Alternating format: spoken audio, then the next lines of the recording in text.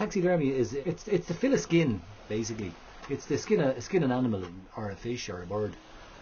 Like for instance, you could find a dead bird on the beach or something like that, and then all of a sudden it ends up like in its own little setting in a glass case or something like that. And I like the idea that you wouldn't make any money out of it for a start. It's too time consuming. There's too many hours in it. You only do it because you like doing it. You'd have to like doing it to do it. It's a peculiar thing to like, I suppose. But okay, come on in, John. Right, what have you got? I don't know. You found them on the beach, did you? Found them on the beach. Oh yeah, it's a killing one. The client that wants it done is usually a sportsman or somebody that finds maybe a squirrel on the side of the road or comes across a seabird that's maybe a little unusual or something like that, or they'd like it done. Or, yeah, and then you've got the people ringing up looking for animals and pets done, that sort of thing. But I don't like pets very much. Okay, we think we can do it for you anyway. I'll clean them up and see what we can do. See what it turns out like. I think it's an educational thing as well. A lot of children, I've done displays in the past, and a lot of children come up and the questions, well, you know, children with questions anyway, but they're very, very curious about it. A lot of these things they would never get the opportunity to see them up that close, because they'll never get into the wild to see them that close, and they'll never know what they look like. The most popular question that they'll ask you, was it like that when it died? Let's see what we can find here. That's a seabird, another one I probably would have picked up on the beach. I like doing wild animals because I like doing the settings like that. They're really nice as well. This is a melanistic pheasant I would have been doing a bit of work on. I had it skinned out and put it back into the freezer, skinned. That's just the skin. I have a kind of peculiarity about doing pets. I don't like doing them very much. I don't mind doing the birds, like the parrots and canaries and things like that. I've done those all right, but I don't like doing dogs and cats and that sort of thing.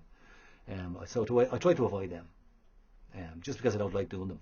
Pheasants I would eat, and ducks and that sort of stuff, and particularly fish. I like to fish anyway. No antibiotics and any of this stuff. I found out about a correspondence course in Nebraska, and I sent off for that. Just had an interest in it. I always did a bit of shooting and a bit of fishing and stuff like that. So it certainly just progressed for me into it. Come across fabulous species now and again, and it just seemed a pity not to do something with them. And to make some a little bit further use of them, I suppose. It's a guillemot. Now he was found in the sand, and as I said, it's pretty bad condition. So I washed it, gave it a bit of a blow drying with a hairdryer, and that's it skinned out. The wings are wired in, right from the tip. This is the tip here. You make an incision in here, wire it, and tie the wire down. The wires go straight through here, in through there, it's tied down there, and then the muscle is built up with cotton wool. That bird now is ready to be mounted. This is the body. I have the original body. I'm sure you don't want to see it. This is the artificial body. I've taken measurements from the original body, and this is the artificial body I've made up for it. You have to do a lot of research, particularly for this, because there's so many different aspects to it. You've got to study all the animals that you do. You've got to study the birds. You've got to know about the birds. You've got to know about their ways. You've got to know about where they feed and their mannerisms and that sort of thing. And every bird has its own type of mannerism. One bird doesn't have the same mannerism as another bird. They feed in different ways and things like that. Of all the skills I've ever come across, it's one of the most skillful things I think I've ever come across. You've got to be skillful, and you've got to be creative as well. Just finishing them off there now.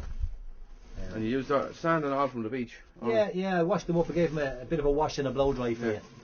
And he's just set up there nicely now, and in a few weeks.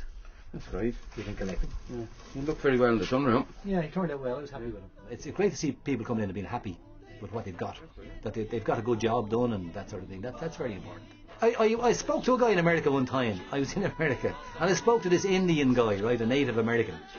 And I told him that I did taxidermy at home. And he said, that's a very important thing, he said. Their spirits will like you for that. For giving them extra life like that. For giving their bodies extra life. No, I don't believe that. But he believes it.